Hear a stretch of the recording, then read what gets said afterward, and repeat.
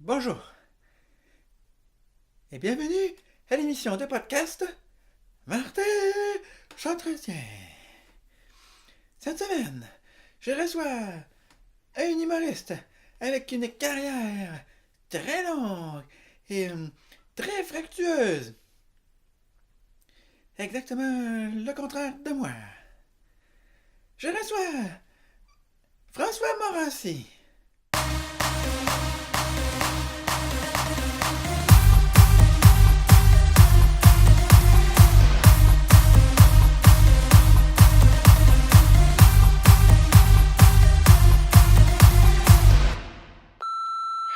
Salut Martin, François Morancy. Écoute, je pourrais pas être à l'entrevue. J'avais un rendez-vous chez le dentiste ce matin et je sais pas trop, par erreur, il m'a comme arraché l'os de la joue. Fait que j'étais allé à l'hôpital pour des points de suture, mais de fil en aiguille, je sais pas, ils se sont trompés puis ils m'ont comme arraché un testicule. Fait que je suis revenu chez nous, ma blonde m'a pas reconnu, elle a eu peur, elle m'a tiré une flèche dans la gorge et un de mes chiens m'a arraché l'autre testicule. Anyway, je suis retourné à l'ambulance à l'hôpital, mais on a manqué de break, fait que je me suis comme défoncé le thorax. Anyway, tout ça pour dire que j'étais allé à l'hôpital une autre fois, puis je sais pas trop, de fil en aiguille, ils m'ont greffé des pieds de vache d'en face. Et là, en sortant, j'ai croisé le fermier à qui appartenait la vache. Il m'a reconnu les pieds, puis là, il s'est mis à me traire. Regarde, c'est pas une bonne journée. C'est pas une bonne journée. On s'en reprend, OK? On s'en reprend. Bye. Si. Eh bien, François Morancy, notre invité aujourd'hui, qui malheureusement ne, ne pourra pas être des nôtres, Martin s'entretient suite à ce qu'on pourrait qualifier de une bien mauvaise journée. Alors voilà, malheureusement, Monsieur Morancy, qui vient tout juste de subir aujourd'hui l'ablation des deux testicules. L'ablation des deux testicules à deux moments différents de la journée, ce que j'ai pu comprendre. Alors,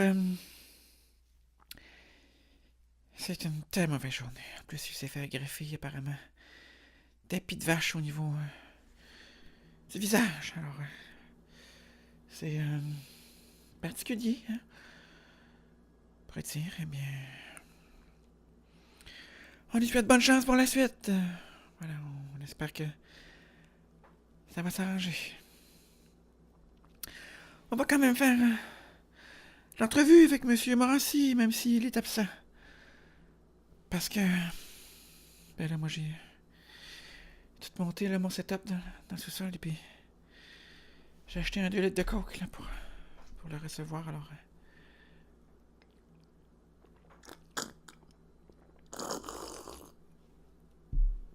ça serait bien tannant, là, de perdre ce bon coke-là. C'est du coke diète, d'ailleurs. Parce que je sais que M. Morancy est pas jeune. Et puis, je voulais pas le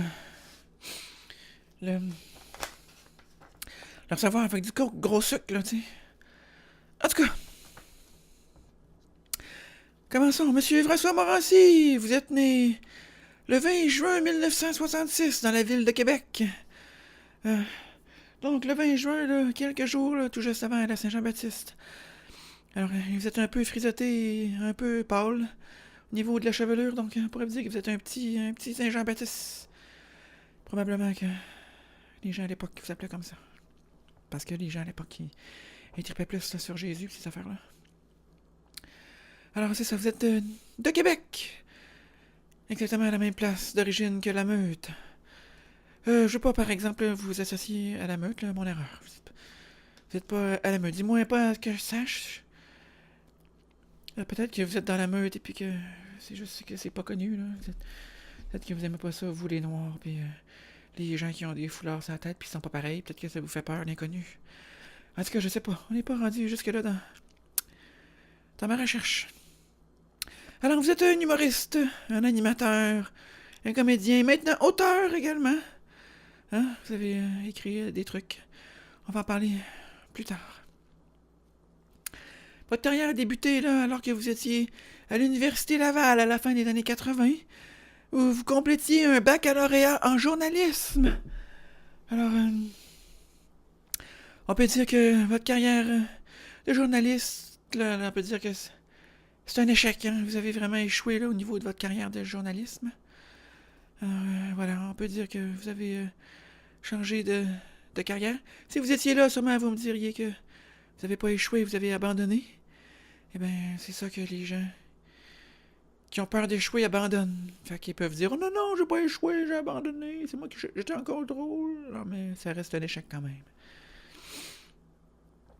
Ah voilà, vous avez commencé là à faire, à ce moment-là, de l'improvisation à la Ligue d'improvisation, à la Ligue universitaire d'improvisation là, de l'Université Laval, mieux connue sous le nom de la LUI. Où vous avez connu, entre autres, là, Jean-Michel Anctil, qui... lui aussi, il s'est rendu compte qu'il était drôle puis qu'il pouvait faire des blagues. Alors voilà. Alors vous avez abandonné le journalisme pour aller étudier à l'École nationale de l'humour, encore une fois avec Jean-Michel Anctil, qui a étudié là, à peu près dans les mêmes années que vous. Alors, en 92, là, vous avez fait ça. Vous avez gradué, là, et dès 93, vous avez commencé là, à faire des spectacles et puis animer des trucs. D'ailleurs, vous avez, en 93, participé à la tournée Juste pour rire, qui vous a amené partout là, au Québec, en Ontario et Nouveau-Brunswick, dans une série de 100 spectacles. Là. C'est quand même beaucoup là, de spectacles. On a pu également vous voir à titre d'animateur au lundi, Juste pour rire. Alors, on peut dire que lorsque vous avez gradué de l'école de drôle, vous avez tout de suite tombé dans l'œil de Juste pour rire, qui vous aimez beaucoup. Alors voilà, j'espère que vous n'avez pas été victime là, de plotage ou de d'autres affaires comme ça. Hein, parce que comme vous allez le subir un peu plus tard dans votre carrière, on va y revenir. Hein? Quand Gilbert, on a appris que c'était un gros taponneur, là, ben, ça vous a posé des problèmes. Par la suite, votre carrière a vraiment continué à se développer sur scène. En 94, vous avez fait la première partie de Céline Dion. C'est bizarre quand même. Hein, vous avez fait la première partie de Céline Dion et vous avez animé les lundis stand-up comiques au Café Campus 94 et 95. Ensuite, les midis fous à C'est quoi 94, 95 et 96. Là. Vous aviez remplacé là. Norman Brathwaite, qui était probablement parti en dépression à ce moment-là, si je me souviens bien. Alors voilà, vos émissions, là, ça va. Vous avez commencé à faire de la radio et ça est très bon pour vous. Donc vous avez fait beaucoup de radio. Et suite à ça, en 97, vous avez encore fait la première partie de Céline Dion, cette fois, au Centre Molson, qui est l'ancien Centre Bell.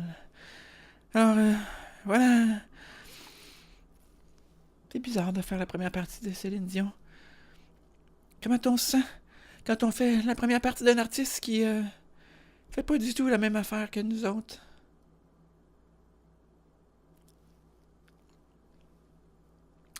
Voilà. Suite à toutes les animations que vous avez faites, vous êtes retrouvé à l'animation de Le Café de l'humour à TQS. Émission que personnellement, je me souviens pas puis que j'ai pas réussi à absolument rien trouver là-dessus. Donc j'imagine que c'était pas un franc succès. Parallèlement à tout ça, vous avez poursuivi là, une carrière d'humoriste sur la scène.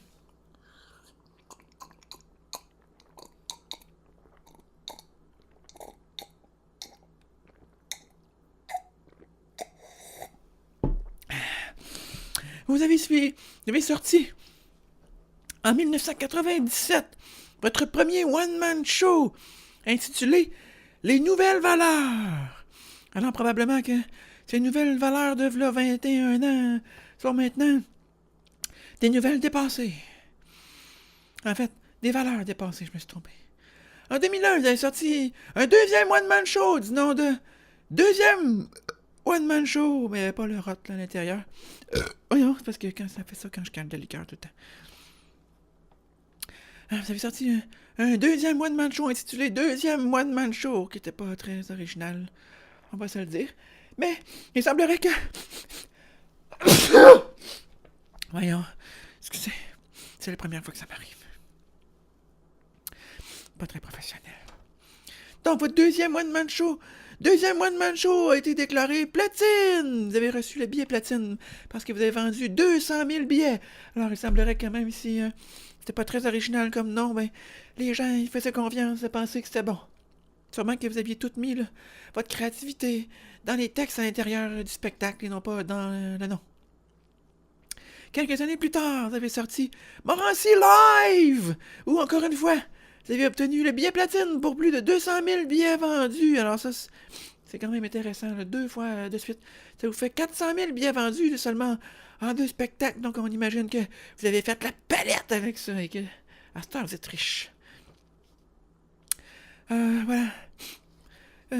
Morancy Live, c'était fin de spécifier, là, M. Morancy, là, que c'était live et que c'était non pas un enregistrement à laquelle on allait assister. Par la suite, en 2013, votre plus récent spectacle s'intitulait Furieusement calme. Alors, jusqu'à maintenant, là, vous n'avez pas gagné de billets platine. Peut-être que les gens y ont un peu moins aimé ça. Ou c'est juste une question de temps avant que vous vendez plus de billets et que vous l'ayez. Évidemment, parallèlement à votre carrière, là, sur scène, on a pu vous voir à la télévision. Entre autres, en 2001, vous étiez la star du film Nuit de noces avec Geneviève Brouillette, qui était en fait là, l'histoire d'un couple qui là, il voulait se marier puis qui gagnait un prix là, où il gagnait un mariage tout inclus là, à Niagara Falls. Puis là, finalement, la merde a pogné un peu dans tout le monde. Puis en tout cas, finalement, il faut vous marier même pas. Alors voilà, vous avez fait plus de 2 millions au box-office québécois, ce qui est quand même très très bon. Le seul film québécois qui a été plus meilleur que vous cette année-là, c'était Les Boys 3. Faut dire qu'eux, ils avaient quand même là, une bonne dureté du mental. Alors voilà. Vous avez réussi à battre des films là, tels que Carmina 2. Quand même bon, hein? Carmina 2, où il y avait des répliques succulentes qui sont passées à l'époque telles que Bonne franquette. Alors voilà. On a également pu voir là, remplacer Julie Snyder. Suite à ça, là, en 2002 et 2003, elle a remplacé Julie Snyder à la tête de son émission de fin de soirée, le point J. Ou lorsque c'était vous, j'imagine que c'était le point F, qui est moins drôle, c'est moins une référence au point G. Par la suite, vous avez animé votre propre talk show de fin de soirée qui s'appelait Merci Bonsoir. Émission de fin de soirée à laquelle TVA a tiré la plug là, assez vite, puis ça vous a fait bobo. Fait qu'on n'en parlera pas trop longtemps. Vous avez par la suite animé plusieurs années le gala artiste avec succès. Par la suite, ça vous a amené à animer plusieurs fois de suite hein, le gala des Oliviers. Sauf que à chaque fois, on dirait que vous avez animé le gala des Oliviers. Ça virait en marde, on dirait. En 2016, là, il y avait eu toute l'affaire là, de censure, puis de Mike Ward, puis là, qui ont censuré un numéro. En tout cas, les humoristes ont boycotté le gala. Mais en tout cas, vous en êtes quand même bien sortis, puis bravo, ça n'a pas bien été quand même, mais en tout cas, en 2007, encore de la merde, parce qu'on s'est rendu compte là, quelques semaines avant que Gilbert Rozon c'était un gros perv, puis là, il avait ploté plein de monde, puis là. Fait que là, gros malaise. Mais en tout cas, encore une fois, vous en êtes bien sortis. D'ailleurs, vous avez même gagné le Gémeaux de la meilleure animation pour le Gala des Oliviers 2007, ce qui est quand même bon, là. Bravo à vous, vous en êtes bien sortis, parce que c'était pas facile. Vous êtes également un auteur, je l'ai dit tout à l'heure. Hein? Vous avez publié des livres. Donc, vous avez publié là, un premier livre qui s'appelait Dure soirée en 2013, qui était en fait là, un ramassis de plein d'anecdotes, de plein d'humoristes, où c'était de la merde leur show. Si jamais vous voulez en faire une deuxième copie, là, un deuxième genre Dure soirée 2, alors je vais vous soumettre tout de suite mon histoire de spectacle, parce que moi, je suis un humoriste, Martin Leduc, je fais des spectacles. Alors voilà, un moment donné, j'ai fait un spectacle de drôle, et puis là, les gens, ils riaient pas du tout, ils trouvaient pas ça drôle.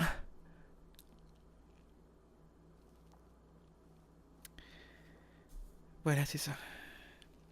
C'est pas drôle. Par la suite, on a pu également vous voir, vous lire dans un livre qui s'intitulait Discussion avec mes parents, qui lui aussi est un best-seller. Alors, vous êtes 2 en 2 best-sellers. Hein? Alors, advienne que pourra, hein? Dan Brown, watch tes arrières. Là, je vais boire votre liqueur, ça vous dérange pas vu que vous n'êtes pas là.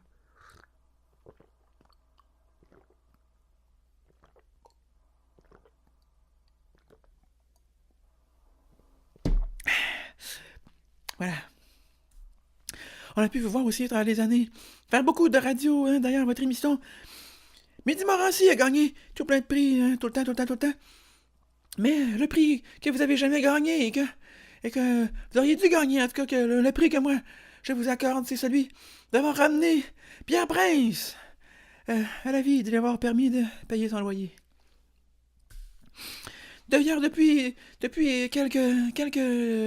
l'hiver dernier, en fait, vous animez une émission à la télévision de, je pense, Radio-Canada, je me souviens plus, en tout cas. Une émission qui s'appelle Ouvrez les guillemets! Oui, c'est un mélange, là, d'entrevues, de stand-up et d'improvisation, hein. Et là, vous faites des niaiseries, là, puis toutes sortes d'affaires. Il y a une section de l'émission où vous recevez des invités, là, vous leur dictez des choses qu'ils ont dites, par exemple, à la télévision ou lors d'entrevues, et là, ils doivent terminer la phrase. Alors, voilà, c'est ça. En terminant, j'ai pensé que je pourrais peut-être jouer à ce jeu-là avec vous, mais vous n'êtes pas là, fait que ça peut être un peu plus dur, en tout cas. Oups! Voyons. J'ai quasiment vomi, ça goûtait bizarre, ça. En tout cas. Alors, je commence. La phrase, c'est une phrase que vous avez déjà dite, et vous devez la conclure. Alors, j'ai eu une très belle collection de plus de... Alors voilà, la bonne réponse était une belle collection de plus de 100 t-shirts différents, parce que j'ai un peu un genre de toc sur les t-shirts, puis en tout cas. Alors voilà, tantôt j'ai dit que vous avez sûrement fait plein d'argent, parce que vous aviez eu beaucoup de gens qui étaient venus vous voir à vos spectacles, mais apparemment, vous avez quand même fait moins d'argent que Michel Barrette, parce que lui, il fait des collections de chars. Fait que voilà, vous n'avez pas tant d'argent que ça, finalement. J'en ai une autre ici. Une chose que vous avez déjà dite en entrevue. Les mèches blondes. Et la bonne réponse était les mèches blondes, j'aime beaucoup ça et je m'en fais faire souvent. Alors voilà, c'était la bonne réponse, mais selon moi, la bonne réponse c'était les mèches blondes. Plus jamais. Alors voilà, c'est mon commentaire beauté. Alors, Martin Leduc, police du style, animateur de podcast. Alors voilà, c'est tout le temps que nous avions. Martin s'entretient avec M. François Morancy, qui était malheureusement pas des nôtres, car il était occupé à avoir une journée rocambolesque. Alors, j'invite les gens à écouter votre émission, là. Comment ça s'appelle? Dans Discussion avec mes parents, j'avais oublié. Qui est en fait là, du réchauffé de votre livre que vous avez fait il y a quelques années. Alors voilà, on vous souhaite un prompt rétablissement, M. Morancy. Et je dis merci à la personne qui m'écoute. Parce qu'il n'y a pas grand monde qui écoute le podcast. En tout cas, revenez-moi la semaine prochaine, fidèle auditeur. Et puis, j'espère que... En tout cas...